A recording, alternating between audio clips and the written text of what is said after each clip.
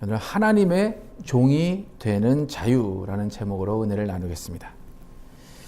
지난주에 우리는 진리는 역설을 품고 있어서 이미와 아직이라는 역설의 신비를 통해서 진리를 알고 우리는 그 진리로 자유함을 얻어야 한다라는 내용으로 말씀을 나눴습니다. 진리라는 것은 믿음이 있는 사람이 깨닫게 되는 것입니다. 진리를 깨달은 사람은 자유함을 얻게 된다고 예수님은 분명히 말씀을 하셨습니다. 근데 이것은 믿음을 가지고 진리를 알고 자유하는 하나의 과정이라고 보셔야 돼요. 그래서 믿음과 진리와 자유를 이어가는 그 삶이 우리의 삶입니다. 이것이 지속적인 과정이 없이 그냥 한순간의 사건이다, 그냥 진리를 알고 자유함을 한순간에 얻는 거다라고 생각하게 되면 그냥 그것은 진리를 맛본 것이고 자유를 맛본 것일 뿐이에요. 그러니까 밤에 번쩍이는 번개를 보고 지금 낮이구나 라고 생각하는 것과 똑같다는 거예요. 그래서 오늘은 진리를 알고 자유함을 얻는 그 지속적인 과정이 어떠한 과정인지, 그리고 그 안에서 우리는 어떠한 자세로 살아가야 하는지에 대해서 한번 살펴보겠습니다. 자유함을 얻기 위한, 자유함이 최종 목적인데 자유함을 얻기 위한 과정에서 우리가 가장 먼저 거쳐야 하는 단계는 믿음을 가지는 단계입니다. 그럼 믿음이 뭐라고 생각하십니까? 믿음은 말씀을 듣거나 읽었을 때 그 말씀, 그 진리에 매료돼서 그 말씀을 다시 듣고 싶어지는 상태예요. 그 말씀 안에 거하고 싶은 상태, 그 말씀을 잊어지지가 않아서 그 말씀과 함께 하고 싶은 매력에 빠져 있는 상태를 믿음이라고 말하면 표현이 될 것 같아요. 그래서 우리는 믿음이 생겼다라고 말을 해요. 여러분, 사랑이 시작됐다, 사랑이 생겼다라는 것은 뭡니까? 사랑하는 존재가 생겼다라는 거예요. 사랑하는 존재가 생겨서 사랑이 생겼다, 그런 감정을 느끼는 것과 믿음이 거의 비슷하다고 보시면 돼요.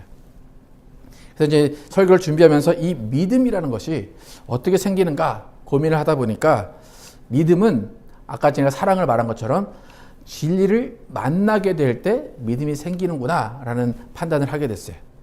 그래서 믿음을 가지게 된다라는 것은 진리를 만나고 그 진리의 매력에 빠진 그 상태를 믿음이 있다, 믿음이 생겼다라고 말을 하는 거예요. 지금 제가 진리를 만난다라고 이제 표현을 하는데, 진리를 만난다라고 표현하는 이유는 뭐냐면 성경은 진리에 대해서 인격적인 존재로 표현을 하고 있기 때문이에요. 실제로 예수님은 인격적인 존재로 이 땅에 오셨습니다. 그리고 사람의 인격을 또 가지고 계신 분이었어요. 또 예수님은 성령을 인격체로 대우하시면서 성령을 우리는 인격체로 알고 있습니다. 여러분, 사랑이라는 것을 내가 시작하려고 하지 않아도 진리가 매력적인 사람을 만나게 되면 우리가 사랑이 저절로 시작되듯이 진리가 매력적이다라는 것을 느끼게 되면 그때 우리에게 믿음이 생기게 된다는 거예요. 그럼 나다나엘도 예수님의 소문을 들은 것만으로는 예수님을 믿지 않았어요. 하지만 예수님을 직접 만나고 보니까 그가 예수님에게 빠져서 예수님을 따라가는 제자의 삶을 살기 시작했습니다. 그래서 진리를 만난 후에 그 진리의 매력에 빠져서, 말씀의 매력에 빠져서 믿음이 생기고 계속해서 그 매력에 빠져 있고 정말 그 매력에 심취해 있는 것, 그것을 성령 충만이라고 표현을 할 수가 있습니다. 그래서 성령 충만한 상태, 그 상태를 이어가는 것, 그것이 우리의 신앙생활입니다. 그러니까 진리를 만나서 믿음이 생겼어요. 믿음이라는 감정이 생겼어요. 이제는 진리를 알아가는 과정이 필요하다라는 거예요. 소위 말해서 진리와 사귐의 과정이 시작된다는 거예요. 여러 사람이 이제 남녀가 만나서 사랑의 감정이 싹 틉니다. 그러면 이제 만나야 되는데 그때 대부분 어떻게 말을 합니까? 프로포즈 할 때 우리 한번 알아가 봤으면 좋겠습니다. 우리 좀 사귐이 있으면 좋겠습니다. 라고 이야기를 하죠. 그러니까 사귐이 있는 것, 그것은 먼저 마음이 생겨야 되는 것처럼 우리가 믿음이 생긴 다음에 진리를 알아가고 싶은, 진리 안에 거하고 싶은 그런 마음이 든다라는 거예요. 그래서 요한복음 8장 32절에서 예수님은 진리를 알아가는 것, 알아가는 게 무엇인가에 대해서 말씀을 하셨어요. 진리를 알지니 진리가 너희를 자유케 하리라. 여기서 진리를 알지니 안다라는 말을 쓰는데 이 안다라는 말을 그리스어로 기노스코라는 단어를 사용해요. 기노스코.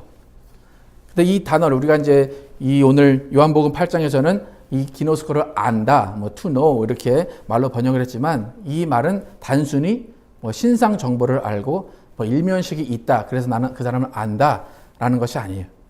이 단어가 마태복음 1장 25절에서도 동일하게 쓰이는데 아들을 낳기까지 동침치 아니하더니 나음에 이름을 예수라 하니라. 여기서 동침이라는 말, 이 단어로 사용된 것이 기노스코예요. 그러니까 진리를 안다라는 말이 진리와 동침한다라는 거예요. 그러니까 여러분 진리를 안다라는 것이 어떤 깊은 의미인지 여러분 아실 거예요. 이것은 실질적인 혼인의 관계라는 거예요. 정말로 내가 예수님의 진리 안에서 사귀면서 사는 것, 그것을 진리를 안다라고 이야기해요. 예수님이 그 앞절에서 요한복음 8장 31절에서 그러므로 예수께서 자기를 믿은 유대인들에게 이르시되 너희가 내 말에 거하면 참 내 제자가 되고 라고 말씀하셨어요. 그러니까 너희가 내 말에 거하면 이것이 바로 기노스코의 상태예요. 우리가 예수님 안에 사귀어 살고 있을 때 그때 정말 예수님의 참 제자가 되고 진리를 알고 자유할 수 있다라는 것입니다. 그러니까 여러분이 진리를 안다라고 말할 때 그 진리를 아는 기준을 어디다 두어야 되는가 여러분이 지금 확실히 아실 수 있습니다.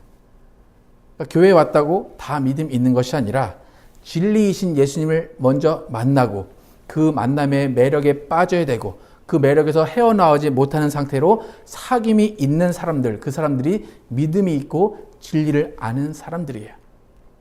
만약 예수님 만나지 않고 그 매력에 빠져 있지 않으면서도 교회를 다니는 사람들은 믿음이 있는 것이 아니라 사심이 있는 상태로 교회를 다니는 거예요.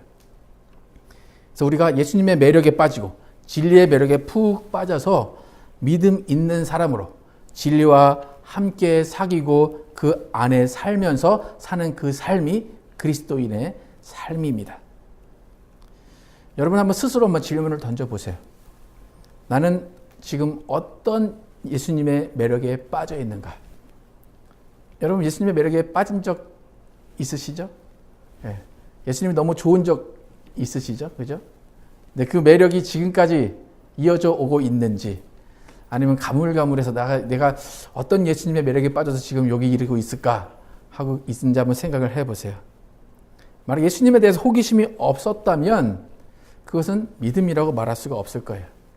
연인에게 사랑의 감정을 느끼지 못하면 그것은 사랑이 아니다라는 거죠.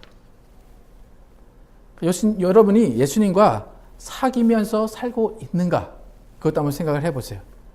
예수님과 대화하고 예수님과 밥을 먹고 예수님과 여가를 보내면서 예수님과 함께 사귀고 있는지, 아까 찬양한 것처럼 주 예수와 사귀어 살고 있는지, 예수님을 옆에 모시고 있는지, 성령님을 내 안에 모시고 있는지 한번 여러분 스스로 질문을 해보시기 바랍니다. 그래서 우리는 믿음을 갖고 진리와 사귀고 진리를 알아가는 그 과정, 또 사귀는 그 과정이 우리의 삶이라는 거예요.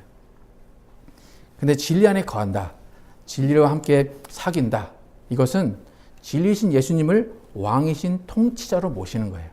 근데 사귄다라고 그래가지고 어떤 종을 부리듯이 내가 이제 수하 부리듯이 그렇게 사귀는 것이 아니라 오히려 예수님만을 사랑하고 예수님만으로 만족하고 성령님과 함께 발을 맞춰가는 것, 그것을 사귄다라고 하고 진리 안에 거한다라고 해요. 지난주에 살펴봤듯이 예수님도 나는 진리다라고 말씀하셨어요.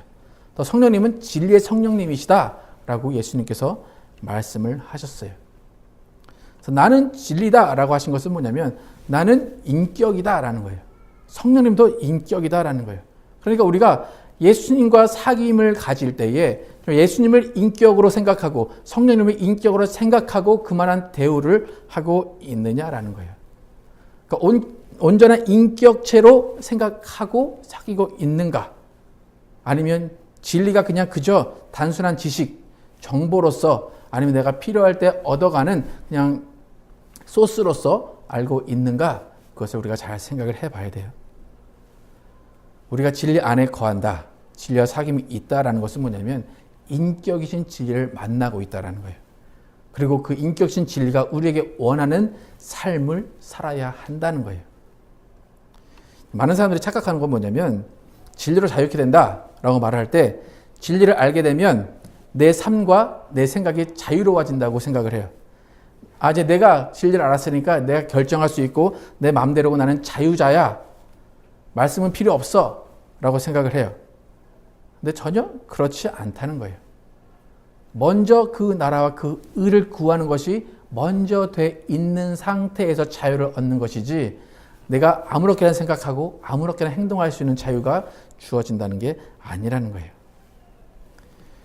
조금 전에 우리는 진리의 속성을 알아야 된다. 아니면 진리에 맞춰가야 된다. 진리는 인격이다. 라고 말했는데 또 진리가 가지고 있는 또 하나의 중요한 속성이 있는데 그것은 뭐냐면 진리는 권위가 있다는 거예요. 마태복음 7장 28절과 29절에 보면 예수께서 이 말씀을 마치심에 무리들이 그의 가르침에 놀라니 이는 그 가르치시는 것이 권위 있는 자와 같고 그들의 서기관들과 같이 아니함일러라. 이 당시에 서기관들은 이미 권위를 가지고 있는 자들이에요. 말씀을 가르치는 자들이에요. 근데 예수님의 말씀을 들은 이 사람들은 이분이 서기관들과 같지 않다. 이분이 가지고 있는 그 말씀은 권위가 있다라고 생각을 했다는 거예요. 그러니까 예수를 믿지 않았던 이 사람들도 예수님의 말씀의 권위를 느꼈다라는 거예요. 그러니까 진리라는 것은 충분히 우리를 자유케 하는 능력과 권세가 있기 때문에 권위라는 것을 가지고 있어요. 그렇다면 진리가 권위를 가지고 있다면 우리가 진리 안에 산다라고 했을 때는 그 진리의 권위에 순종하며 살아야 된다는 것입니다. 그런데 이것은 우리가 생각할 때 우리는 보통 순종한다, 권위에 복종한다, 이것을 되게 달갑지 않게 생각하고 되게 불편하게 생각을 해요. 그런데 진리의 권위에 순종하는 것은 절대로 억지로 순종하는 게 아니에요. 비록 수동적이긴 하지만 그 순종 가운데 기쁨이 있고 평안이 있기 때문에 순종을 하는 거예요.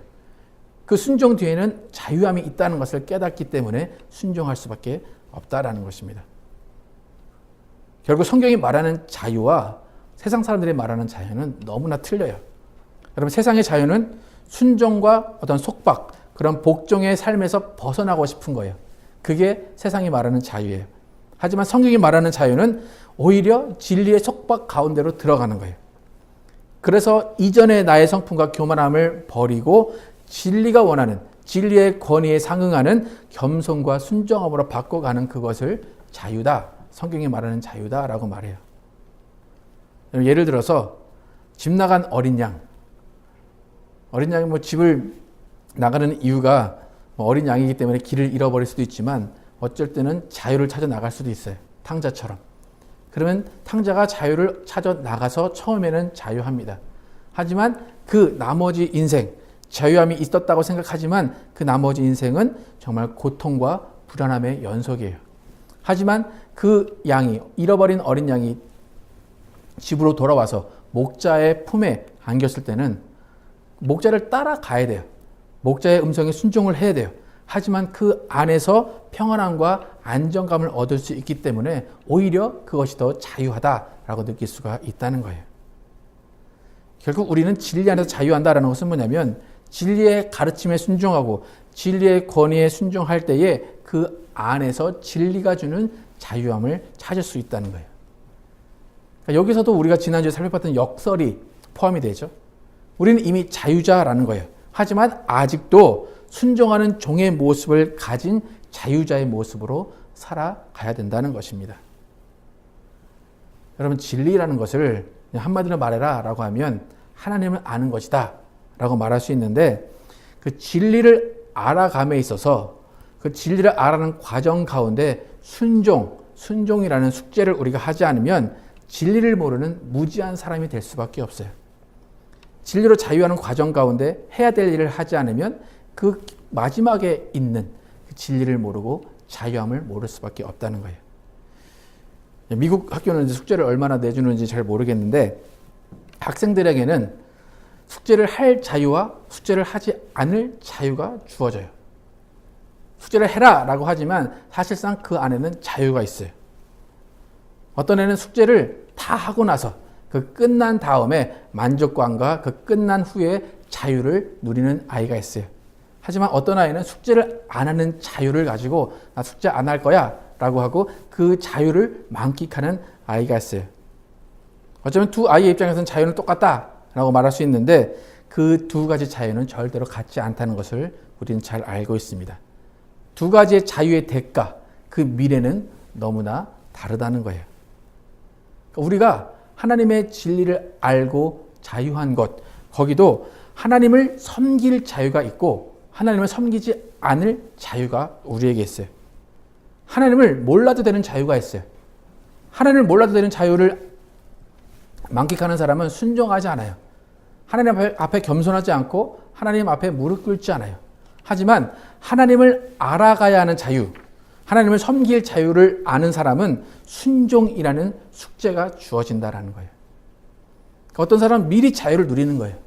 하지만 하나님을 섬길 자유를 아는 사람은 순종이라는 숙제를 해나가고 그 뒤에 자유를 얻는다라는 것입니다. 그러니까 여러분 어떻게 생각하세요?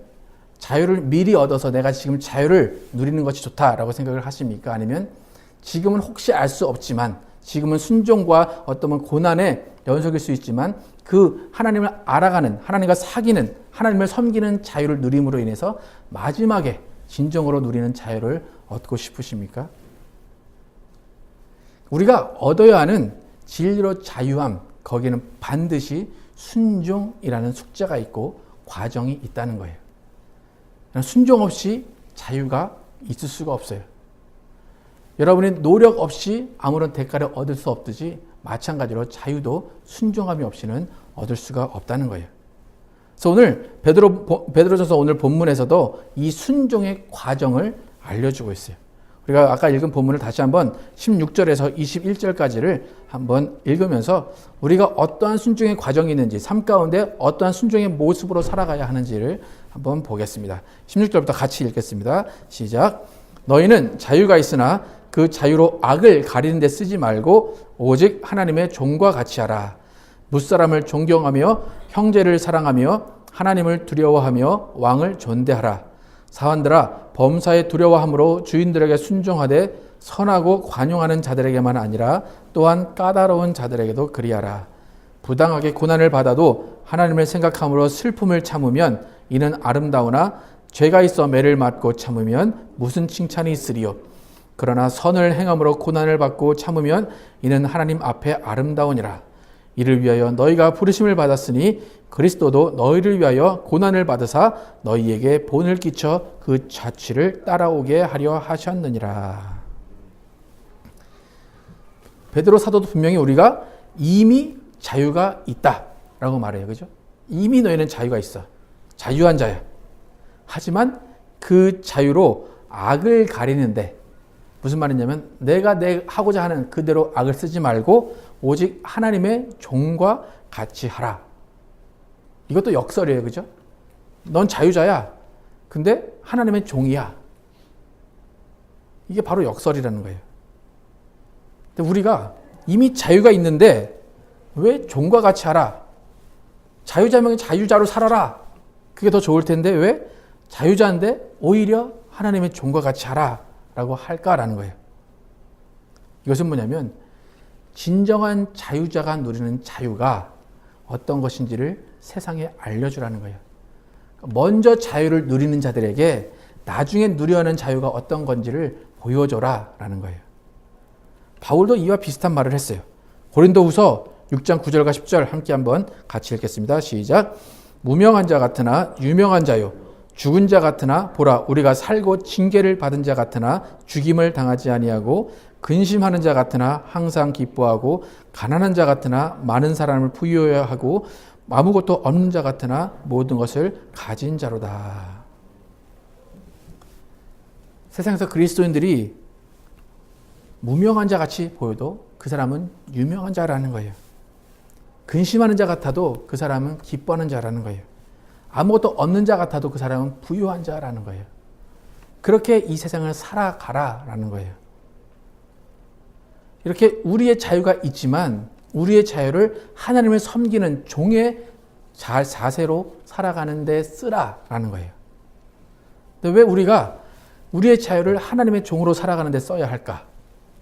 왜 우리의 자유를 우리가 만끽하지 못하고 왜 하나님을 위해서 써야 될까? 여러분 왜 그렇다고 생각을 하십니까? 그 이유가 뭘까? 뭐 때문에 자유를 주셨으면 자유를 누리게 하셔야지 왜 우리는 자유를 누리지 못하고 종으로 살게 하셨을까? 그 이유는 간단해요. 우리가 변명하거나 우리가 이제 거기서 이유를 말할 수 있는 것은 예수님께서 우리에게 알려주셨어요. 21절에 한번 예수님이 어떻게 우리에게 하셨는지 한번 보겠습니다. 21절 함께 읽겠습니다. 시작. 이를 위하여 너희가 부르심을 받았으니 그리스도도 너희를 위하여 고난을 받으사 너희에게 본을 끼쳐 그 자취를 따라오게 하려 하셨느니라. 왜 우리가 종의 모습으로, 자유자이지만 종의 모습으로 살아가야 된답니까? 그냥 한마디로 끝나요.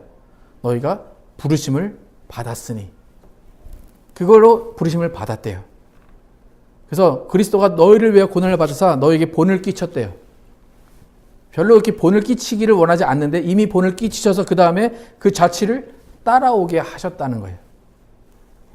그러니까 우리가 믿음이 있고 진리 안에 거하고 자유한다라는 과정을 거쳤다면 그 자유하는 그 과정 가운데 우리의 의지가 아닌 예수님께서 우리를 그렇게 만드신 그 자취를 따라가야 된다는 거예요. 그 부르심에 순종해야 된다는 거예요. 그래서 우리는 부당하게 고난받는 것에 부르심을 받았대요. 선을 행하는데 고난받는 것에 부르심을 받았대요. 여러분 그런 부르심 받은 적 있으십니까? 남이 나를 때리는데 왼뺨을 때리는데 오른뺨을 내놓는 부르심 여러분 받으셨습니까? 저는 아무리 생각해도 그 부르심을 받은 적이 없어요. 나는 도저히 그런 부르심을 들은 적이 없는데 베드로는 그런 부르심을 받았대요. 그 자취를 따라가래요. 근데 여러분은 부르심을 받은 적이 없는 것 같지만 여러분이 믿음을 가지고 있고 예수님의 매력에 빠졌다라고 생각하신다면 여러분은 그 부르심에 다 지금 반응하고 있고 그 부르심에 순종하셔야 된다는 거예요. 그리스도도 너희를 위하여 고난을 받으사. 누구를 위해 고난을 받으셨대요? 너희를 위해서, 우리를 위해서. 근데 고난 받은 것으로 끝나면 좋겠는데 예수님이 너에게 본을 끼쳐. 본이라는 건 뭐예요? 닮아가라는 거죠. 또 닮아간다라고 뭐 그 정도는 괜찮겠어요. 근데 그 자취를 따라오게 하셨다라는 거예요. 그러니까 예수님 먼저 다 하시고 우리는 따라갈 수밖에 없게 하셨다라는 거예요. 그러니까 우리가 구체적으로 받지 않은 그 부르심이 또 언제 구체적으로 이루어졌는가? 오늘 본문 나머지 22절에서 25절을 함께 읽어보겠습니다. 시작. 그는 죄를 범하지 아니하시고 그 입에 거짓도 없으시며 욕을 당하시되 맞대어 욕하지 아니하시고 고난을 당하시되 위협하지 아니하시고 오직 공의로 심판하신 이에게 부탁하시며 친히 나무에 달려 그 몸으로 우리 죄를 담당하셨으니 이는 우리로 죄에 대하여 죽고 의에 대하여 살게 하려 하심이라. 그가 채찍에 맞음으로 너희는 나음을 얻었나니 너희가 전에는 양과 같이 길을 잃었더니 이제는 너희 영혼의 목자와 감독 되신 이에게 돌아왔느니라. 아까 전에 21절에도 너희를 위해 고난받으셨다라고 하는데 여기도 우리로 죄에 대하여 죽고 의에 대하여 살게 하려 하셨다라는 거예요. 근데 그것을 위해서 예수님이 어떻게 하셨대요? 죄를 범하지 아니하셨고 그 입에 거짓도 없으셨고 욕을 당하시되 맞대어 욕을 하지 않으셨고 고난을 당하시되 위협하지 아니하셨고 오직 공의로 심판하신 이에게 부탁하셨고 친히 나무에 달려 그 몸으로 우리의 죄를 담당하셨다라는 거예요. 이것이 본이라는 거예요. 본을 보이시고 이것을 따라와라 예수님이 말씀하셨다는 거예요. 이것은 어떤 특정한 사람이 아니라 부르심을 입은 모든 사람, 믿음 안에 있고 예수님과 함께 사는 사람은 이 본을 따라가야 된다라고 말하고 있습니다. 근데 이 본을 따라가는 것이 그냥 너희가 손해봐라. 그것이 너희가 그냥 아무것도 가진 거 없지만 그냥 그렇게 해. 너희가 노력해. 그것이 아니에요. 25절에도 보면 너희가 전에는 양과 같이 길을 잃었더니 이제는 너희 영혼의 목자와 감독 되신 이에게 돌아왔느니라. 이미 자유 가운데 있다라는 거예요. 이미 복 가운데 있다라는 거예요. 이미 따뜻함을 누리고 있고 이미 너희는 모든 것을 가지고 있다. 그러니까 이것을 가지지 못한 자에게 너희의 자유함을 보이라 라고 지금 말씀하시는 거예요. 예수님은 이미 피로 여러분을 사셨습니다. 예수님이 이미 여러분의 죄를 가지고 돌아가셨습니다. 그러면 이제 여러분은 잃어버린 양이 아니라 영원의 목자의 집에 거하는 양이다라는 거예요. 여러분, 예수님의 부르심, 그 부르심에 여러분은 어떤 반응을 보이고 계십니까? 여러분의 반응은 순종입니까? 아니면 외면입니까? 인격이신 성령님께서 인격적으로 우리에게 오셔서 말씀을 하십니다. 진리 안에 거하는 우리에게 말씀을 하십니다. 그것은 자유로 악을 가리는 데 쓰지 말고 오직 하나님의 종과 같이 하라라는 말씀을 지금 우리에게 하고 계세요. 우리는 분명히 자유자예요. 하지만 그 자유는 하나님의 종으로서 세상에 나가서 오히려 손해보고 오히려 욕을 하지 않는 그 세상에 나가는 모습으로 우리의 자유자의 모습을 보여줘야 된다는 거예요. 여러분, 부르심 받았다고 여러분 인정하십니까? 여러분의 부르심, 오늘 예수님이 당하신 이 고난을 본을 보여라 라는 부르심으로 여러분 받으십니까? 요리 잘하는 거로 부르심을 받았다. 그래서 요리만 잘하지 마시고 예수님이 참고 모욕당해도 대꾸하지 않으신 이 부르심에 여러분도 함께 순종함으로 참여해야 된다는 거예요. 여러분, 교회는 이런 순종을 연습하는 연습실이에요. 순종의 연습을 교회에서 하지 않으면 세상과 가정에서 순종의 모습으로 하나님의 종으로서 살 수 없다는 것입니다. 여러분이 어떤 연습을 해야 될 것 같아요? 세상에 나가서 어떤 분은 교회에서 연습을 하는데 이제 능력 받아서 은사 받아서 세상을 뒤집어 놔야 되겠다라는 연습을 하는 분도 계시고, 말씀 많이 알아서 그 말씀으로 정말 세상을 뒤집어 놔야 되겠다 연습을 하는 분도 계세요. 그런데 그것보다 우리가 해야 되는 연습은 겸손해지는 연습이에요. 말씀을 알았다면 그 말씀과 행동이 일치하는 연습을 교회 안에서 하고 그다음에 세상에 그것을 보여줘야 돼요. 만약에 교회 안에서 능력과 은사를 받았다면 그에 상응하는 거룩함과 경건함을 가지는 연습을 통해서 그 경건함과 그 거룩함을 세상에 보여줘야 된다는 거예요. 여러분이 부르심을 받았다면 나의 자아를 버리는 연습을 교회 안에서 해야 됩니다. 그래서 이거를 한마디로 하면 그냥 여러분의 부르심의 자리에서 겸손함으로 여러분의 자리를 지키는 것, 그것이 우리가 교회에서 연습하고 여러분의 세상에 나가서 보여줘야 하는 것입니다. 여러분, 우리가 자유하다라는 것은 우리가 주인이 되는 자유가 아니라 하나님의 종이 되는 자유입니다. 우리는 이미 왕 같은 제사장이지만 아직 종처럼 살아가는 인생이 남아있다는 것입니다. 종은 겸손할 수밖에 없다는 것입니다. 여러분, 여러분의 자유를 하나님의 종으로 쓰는 것에 선택을 할 것인지, 여러분의 자유를 여러분이 스스로 주인이 된 삶을 사는 것으로 선택을 하실 것인지 여러분 결단을 하시기 바랍니다. 우리는 인격이시고 권위이신 진리에 순종하면서 이미 자유한 자로서, 이미 목자 안에 들어있는 자로서 우리가 어떠한 자유를 가지고 있고 어떠한 평안함을 가지고 있는지 세상에 보여줌으로써 세상이 우리를 통하여서 자유를 알고 진리를 알기 위해서 이 교회 안으로 들어오게 하는 부르심의 삶을 이어가시는 여러분과 제가 되기를 예수 이름으로 축원합니다. 기도하시겠습니다.